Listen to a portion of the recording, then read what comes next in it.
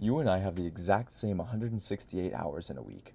So why do some people seem to get more done? Here's how I structure my week so I can train, work, create content, and still have time for rest. If you feel like time is always slipping away and you feel behind, trust me, I've been there too. In fact, up until very recently.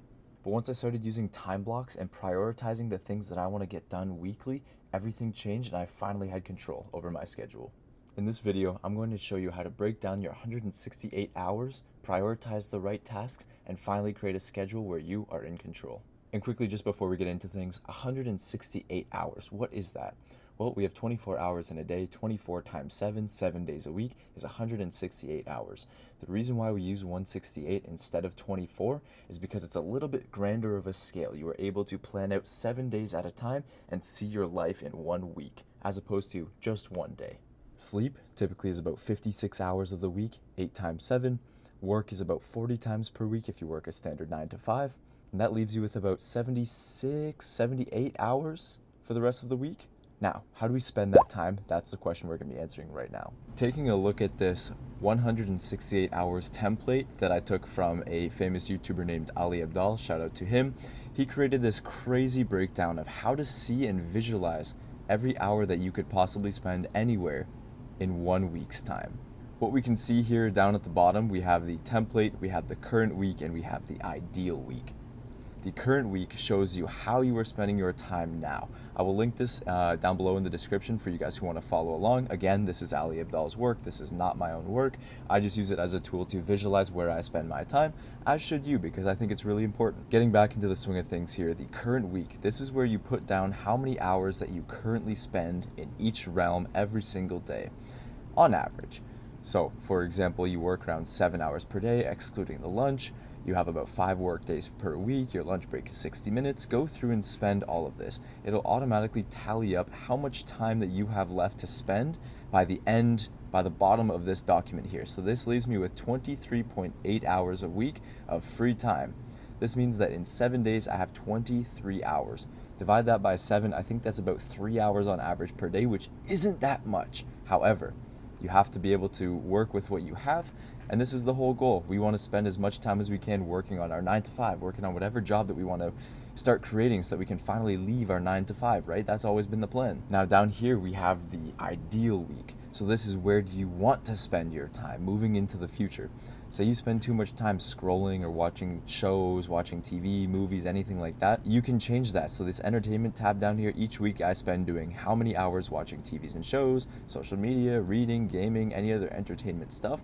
If that's something you really want to reduce, put the amount of hours that you want to spend per week doing that thing, and it'll change your tally here.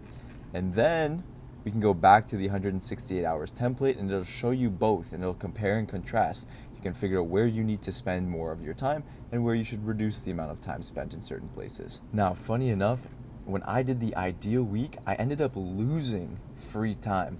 That's because I put in that I wanted to sleep for sure 8 hours every single week, which is a total of 56 hours. That is the ideal, which ended up reducing the amount of free time I actually had. However, this reduces the amount of actual work that I have to do too, or that I'd like to do.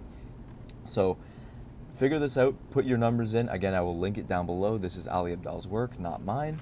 But it's a really good way to visualize your pie charts, your graphs, seeing where you spend your time and where you could spend your time better. So check out that link and we'll move on to the next point. Now that we know where our time is spent, it's time to put that into our week. Where do those activities fit time-wise into our week? This essentially is the entire point of time blocks. What chunk of time are you going to spend doing what activity, and how you can organize and rearrange these tasks depending on what needs to be done and how much your brain can handle at a given time. As you can see here, this is my current calendar. This is what my monthly calendar looks like. It seems very jam-packed, I know. We'll break, wow, voice crack. We will break into that right now. So moving into this 1 week at a time, you can see that I have something planned for almost every 15-minute period of the entire day, minus maybe a little bit of driving in the morning or later on in the day. I like to organize my time around the things that must be done, like your 9 to 5, which you guys can see in the center of my day every single day. Now that does leave an hour open to have lunches or go on a walk. I try to utilize a little bit of both. I go on a walk, I'll do a little bit of my 9 to 5 work during my lunch break. This is the way that we can increase and find this random time to do the stuff that we need to do to eventually break out of the 9 to 5. Later on in the day, that's when you can see my productivity heightens for my 9 to 5, because of course that is the focus of my future. We are working on that on the train home, on the way home. We are working on it after work. We are spending time after dinner doing it. It is called a 5 to 9 for a reason, folks. You have to figure out a way to eat sometime in between there, but the whole idea is that you finish your job and you get right back to work on the shit that you need to do.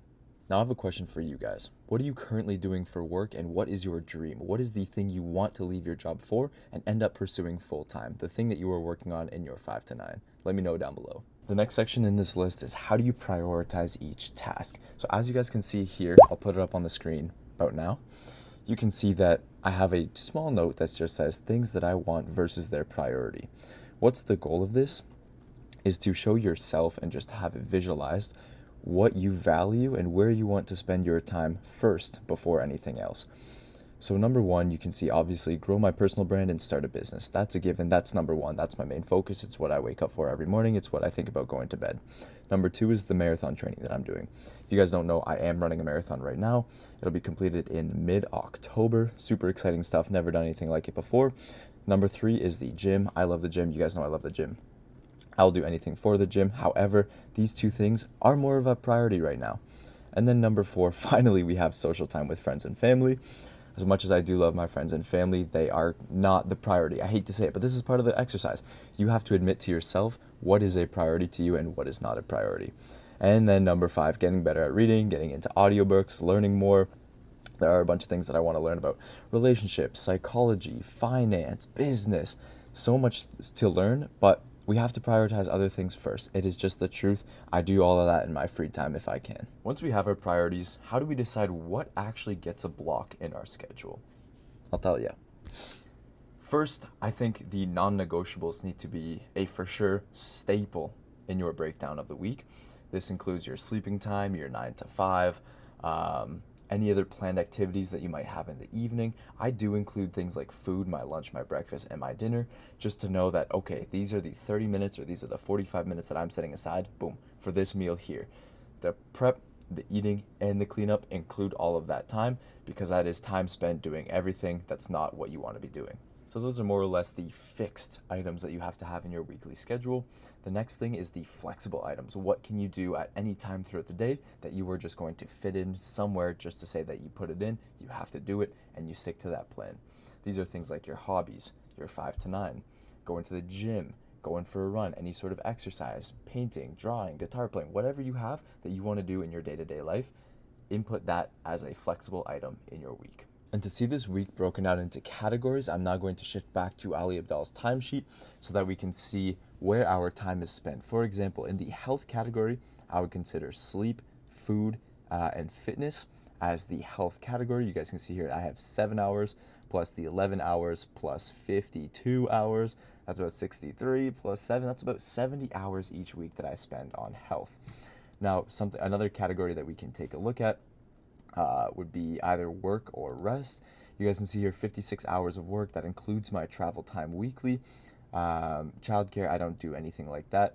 And what was the other one? Work. No, did I already say work? I did.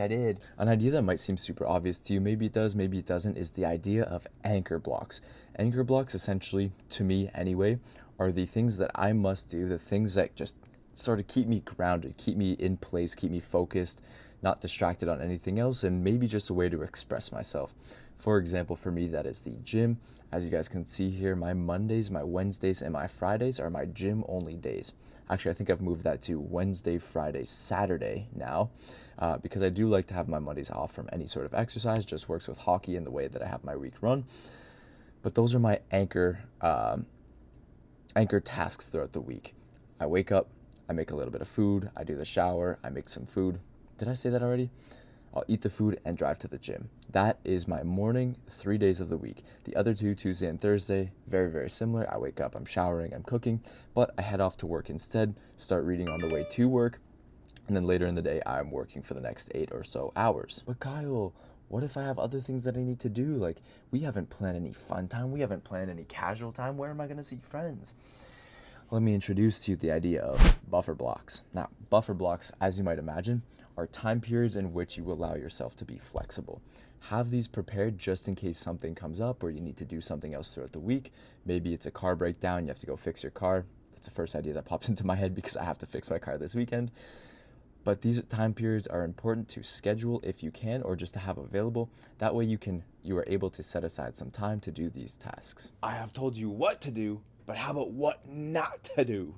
What not to do, number one, is overloading your calendar. I fall victim to this a lot of the time, and sometimes it may lead to burnout, something you definitely don't want to have. This is going to lead into another point later on of avoiding putting breaks into your schedule. But the number one thing you can do is overload your calendar. It becomes overwhelming, it becomes hard to look at, and becomes difficult for you to actually sit down, focus, and do the planned activity. Problem number two is not leaving time for breaks or personal space. These are important, one, to reset your mind. This could be walks, this could be chilling, sitting, resting, reading, something that just takes your mind off of work and stress and kind of helps to ground you as well. Now, taking these breaks is super effective to get back to work and to be more productive throughout the day. And finally, the thing that causes me the most grief is being too rigid. I have a mindset where I just want to work, and I don't end up planning time to be flexible, to spend more time out, to go out with friends, to do A, B, C, or D task.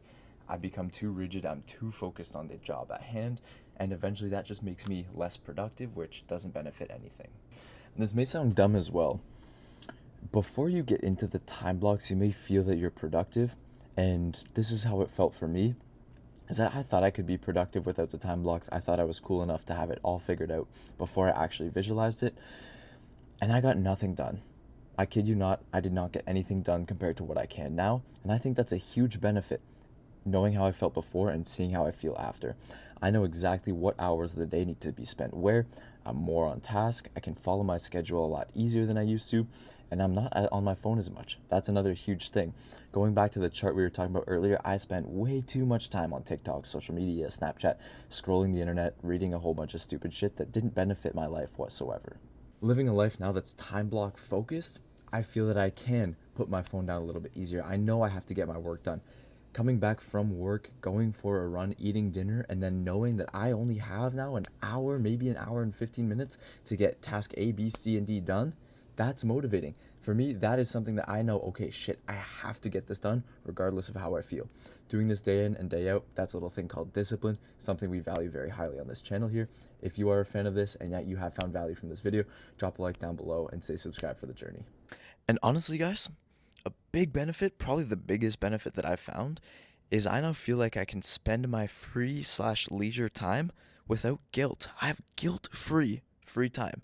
Why? Because I've planned it into my day. Or I should say my week. I don't get to every day, but I've planned it into my week, and that's super valuable for me. Guilt used to consume the shit out of me. When I'd watch YouTube or play some video games, hang out with some friends, the guilt of being away from work would just eat me alive. But because I've scheduled it and it's become a prominent point in my week that I have to have time away from everything and just do something for fun and pure enjoyment, I love that shit. And I spend 2 hours on it, maybe 2.5 sometimes, but it feels damn good to know that I earned that shit because I did everything else earlier in the week. Now, instead of Saturday and Sunday showing up and I think, oh gosh, where did all my time go? I can finally sit down and think, yeah, you know what, actually? I know exactly where my time's spent. And that's rewarding. This is the point in the video where I invite you guys to try the 168-hour challenge. Get your calendars out, plan down exactly what your fixed tasks are, add your unfixed, your more flexible tasks, and plan your week. Alright guys, and that is it. Thank you so much for watching the video. Definitely drop a subscribe down below if you enjoy this type of content, and we'll see you in the next one. Take care.